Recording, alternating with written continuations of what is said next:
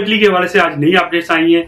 इस इमिग्रेशन में कौन कौन से लोग अप्लाई कर सकते हैं, क्या क्या प्रूफ चाहिए, इमिग्रेशन कब से अप्लाई हो सकती है, कौन कौन से लोग पासपोर्ट के बगैर इमिग्रेशन अप्लाई कर सकते हैं, कौन कौन से कॉन्ट्रैक्ट की जरूरत होगी, जिन लोगों ने जालिम की हुई है वो इमिग्रेशन अप्लाई कर सकते हैं या नहीं कर सकते, कौन कौन से प्रूफ चाहिए कि आप 8 मार्च 2020 से पहले इटली में थे, कौन कौन सी कैटेगरीज में इमिग्रेशन खोली गई है और कौन कौन लोग इमिग्रेशन अप्लाई कर सकते हैं, ये सब जानिए इस वीडियो में।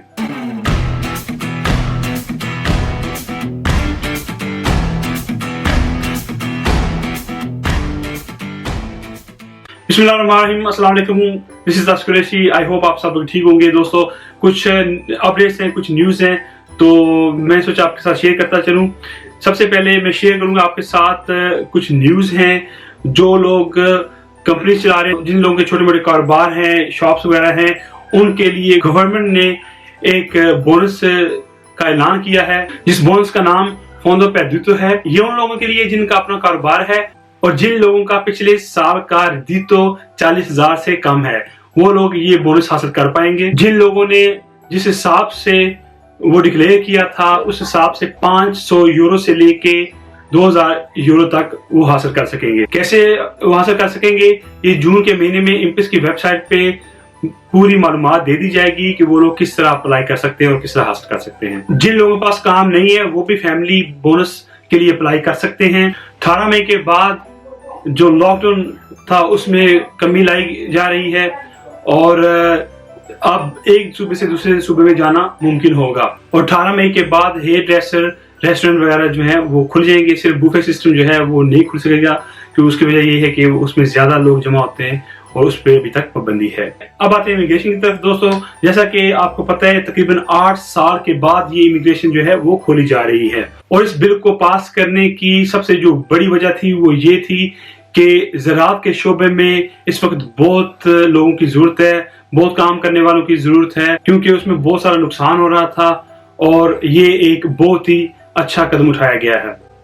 इससे ज़राअत के शोबे में काफी तरक्की होगी। और एक बहुत ही अच्छी खबर है, वो लोग जो कैंपों में रह रहे हैं या कसूरे में रह रहे हैं, वो लोग बगैर पासपोर्ट के फिल वक्त अपनी इमिग्रेशन अप्लाई कर सकते हैं। लेकिन जब सोजोर्नो लेने जाएंगे तो उनको पासपोर्ट लेके जाना होगा। तो उन लोगों के पास इमिग्रेशन अप्लाई करने के बाद इनफ टाइम होगा और वो लोग जरूर इस दौरान अपने पासपोर्ट का बंदोबस्त कर लें, ताकि आपका पासपोर्ट बन जाए। जब आपकी सोजोर्नो आ जाए तो आप अपना पासपोर्ट लेके जाएं और सोजोर्नो हासिल कर लें जाके। लेकिन आपको पासपोर्ट की फोटो कॉपी उसके लिए चाहिए होगी और ये आप इमिग्रेशन ऑनलाइन अप्लाई कर सकते हैं।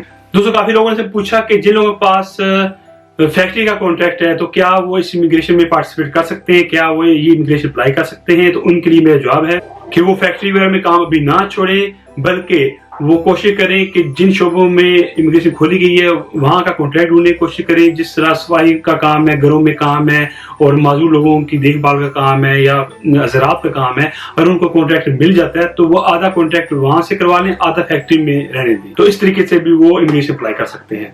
आने वाले दिनों में बहुत सी तब्दीलियां देखी जाएंगी, जिसे हमने पास में भी देखा कि इमिग्रेशन एक महदूद तरीके से खोली जाती है और बाद में आखिरी दिनों में वो बिल्कुल ओपन कर दी जाती है। सब लोग उस इमिग्रेशन का हिस्सा बन सकते हैं, सब लोग वो इमिग्रेशन अप्लाई कर सकते हैं। तो इस दफा भी बहुत बड़ी जो होप है वो ये है कि आने वाले दिनों में इमिग्रेशन ओपन कर दी जाएगी सब लोगों के लिए। कुछ लोगों ने पूछा है कि जिन लोगों के पहले केसेस रिजेक्ट हो गए हैं, क्या वो इस इमिग्रेशन में अप्लाई कर सकते हैं। तो जवाब है हाँ, बिल्कुल वो भी अप्लाई कर सकते हैं।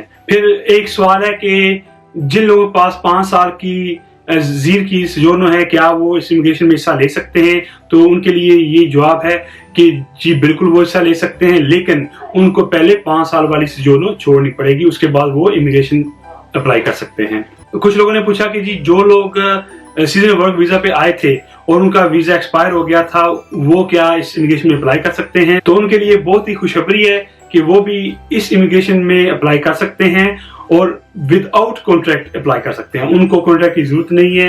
अगेन रिपीट करता हूं, जो लोग सीजनल वीजा पे आए थे और उनका कॉन्ट्रैक्ट 31 अक्टूबर को एक्सपायर हो गया था और वो यहीं पे रुक गए थे, वो इस इमिग्रेशन में अप्लाई कर सकते हैं और विदाउट कॉन्ट्रैक्ट, यानी कि उनको कॉन्ट्रैक्ट की जरूरत नहीं है, बगैर कॉन्ट्रैक्ट के वो इस इमिग्रेशन का हिस्सा बन सकते हैं। और उनके लिए जो फीस है 160 यूरो एक है और 30 यूरो एक है, ये उनको पे करना पड़ेगी। और इन लोगों को 6 महीने की सोजोर्नो दी जाएगी, और जब 6 महीने की सोजोर्नो मिल जाएगी तो फिर आपको अगर किसी घर में कॉन्ट्रैक्ट वगैरह मिल जाता है या ज़राअत के महकमे में कॉन्ट्रैक्ट मिल जाता है तो फिर आप दोबारा इमिग्रेशन अप्लाई कर सकते हैं, और जितना आपका कॉन्ट्रैक्ट होगा सोजोर्नो रिन्यू कर दी जाएगी। अब कुछ लोगों ने पूछा है कि जी कब से इमिग्रेशन खुल रही है, तो उसका जवाब है कि 1 जून से लेके 15 जुलाई तक आप इमिग्रेशन अप्लाई कर सकते हैं। अगर बाद में कोई इसको एक्सटेंड कर दिया जाता है तो इसका फिल वक्त कुछ नहीं कहा जा सकता, हो सकता है कि बाद में एक्सटेंड कर दिया जाए, वो कहें जी अगस्त तक आप अप्लाई कर सकते हैं। इस इमिग्रेशन की 2 कैटेगरीज हैं, और उन 2 कैटेगरीज में भी आगे जाके फिर डिफरेंट कैटेगरीज हैं। पहली कैटेगरी जो है वो है ज़राअत की, जिसे एग्रीकल्चर कहा जाता है। दूसरी जो है वो डोमेस्टिक यानी कि घरों में काम काज की कैटेगरी है। अब इन दोनों कैटेगरीज में भी डिफरेंट कैटेगरीज आ गई। जिस तरह एक कैटेगरी मैंने बताया आपको एग्रीकल्चर की है, तो एग्रीकल्चर में डिफरेंट कैटेगरीज है। नंबर 1 फसलों का काम और फ्रूट का काम। नंबर 2 बकरियों का फार्म, मछलियों का फार्म, मुर्गियों का फार्म या गाय का फार्म। और तीसरी कैटेगरी जो है वो है जू, चिड़ियाघर से कहा जाता है। दोबारा रिपीट करता हूँ, जो पहली कैटेगरी है एग्रीकल्चर में 3 कैटेगरी उन्होंने बताई हैं। उसमें पहली कैटेगरी है फसलों का काम और फ्रूट का काम, दूसरी कैटेगरी है जू, चिड़ियाघर में काम करने वाले, और तीसरी कैटेगरी है फार्म्स, यानी कि जो लोग मछली के फार्म में काम करते हैं, गाय के फार्म में काम करते हैं, मुर्गी वगैरह के फार्म में काम करते हैं, तो ये तीसरी कैटेगरी है उनके लिए। अगर उनके पास इन तीनों कैटेगरीज में कोई भी कॉन्ट्रैक्ट है तो वो इस इमिग्रेशन में हिस्सा ले सकते हैं, ये इमिग्रेशन अप्लाई कर सकते हैं। अब आते हैं दूसरी कैटेगरी की तरफ, जो घरों के काम काज हैं। उसमें सबसे पहले आता है जी घर की सफाई वगैरह का काम। दूसरे नंबर पे आता है जो लोग माजूर हैं, बूढ़े लोग हैं, उनका ख्याल रखने वाले लोग। तीसरे नंबर पे आता है बेबी सीटर। फिर चौथे नंबर पे जो लोग पेंशन वाले हैं, जो लोग इस वक्त पेंशन ले रहे हैं, वो लोग भी अपने लिए, अपने ख्याल रखने के लिए, कुछ सफाई वगैरह करने के लिए या शॉपिंग वगैरह करने के लिए, वो भी इमिग्रेशन अप्लाई कर सकते हैं अपने वर्कर्स के लिए। अब कौन कौन से लोग अप्लाई कर सकते हैं इस इमिग्रेशन में? वो लोग जो 8 मार्च 2020 से पहले इटली में आए थे और उनके पास प्रूफ है कि वो इटली में 8 मार्च से पहले आए थे, वो इस इमिग्रेशन में अप्लाई कर सकते हैं। आपने प्रूव करना है कि आप 8 मार्च से पहले आए थे, तो उसमें काफी सारी चीजें हैं जिनसे आप साबित कर सकते हैं कि आप 8 मार्च से पहले आए थे। जिस तरह आपने अजाइल वगैरह करवाई है या किसी किस्म के भी आपके फिंगरप्रिंट्स हुए हैं, तो वो एक बहुत बड़ा प्रूफ है आपके पास। उसके बाद अगर किसी ने किसी हॉस्पिटल से इलाज वगैरह कराया है तो वो भी बहुत बड़ा प्रूफ है। अब वो कौन कौन से लोग हैं जो ये इमिग्रेशन अप्लाई नहीं कर सकते? अब ये दोनों पे लागू होता है, जो बंदा वर्कर है उस पे भी, जो उसके लिए इमिग्रेशन अप्लाई कर रहा है यानी कि जो कॉन्ट्रैक्ट दे रहा है उस पे भी ये कानून लागू होता है। अगर कोई बंदा चाहे वर्कर है चाहे कॉन्ट्रैक्ट देने वाला है, अगर वो किसी भी क्रिमिनल एक्टिविटीज में मुलव्वस रहा है तो वो ये इमिग्रेशन ना तो अप्लाई कर सकता है ना ही किसी के लिए अप्लाई कर सकता है।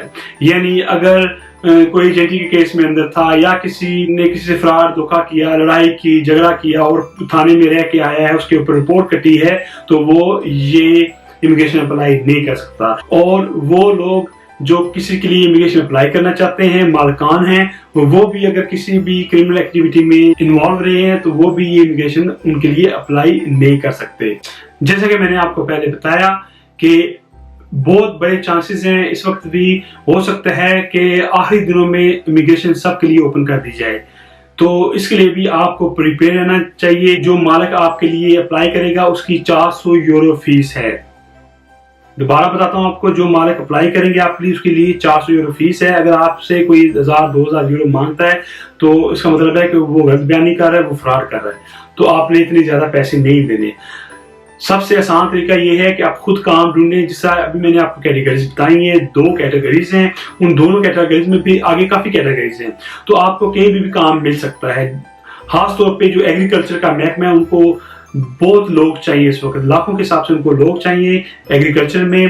फिर उसके आगे जिस तरह फार्म्स वगैरह हैं, गाय वगैरह का फार्म है, मुर्गियों का, मछलियों का, फसलों की कटाई वगैरह, फ्रूट का, तो उसमें बहुत सारी कैटेगरीज हैं। मैं आपको मशवरा दूंगा कि इस कैटेगरी में जाके आप काम ढूंढिए, आपको काम मिल जाएगा। अगर आपको कॉन्ट्रैक्ट मिल जाता है तो 400 यूरो की फीस है जो मालिक पे करेगा, और आप इस इमिग्रेशन में अप्लाई कर सकते हैं और सिक्योर हासिल कर सकते हैं। दोस्तों ये थी आज तक की video. I hope you like this video. If you like this video, don't forget to subscribe my channel and don't forget to share this video on social media. अगर किसी दोस्त का कोई सवाल रह गया हो तो कमेंट्स के जरिए जरूर पूछ सकता है। सोशल मीडिया के लिंक्स आपको नजर आ रहे होंगे स्क्रीन पे, अभी जाएं और जाके फेसबुक और इंस्टाग्राम पे मुझे फॉलो करें, क्योंकि मैं फेसबुक और इंस्टाग्राम पे भी अपडेट देता रहता हूँ। मिलते हैं एक नई वीडियो के साथ। तब तक के लिए इजाज़त दें। अल्लाह हाफिज।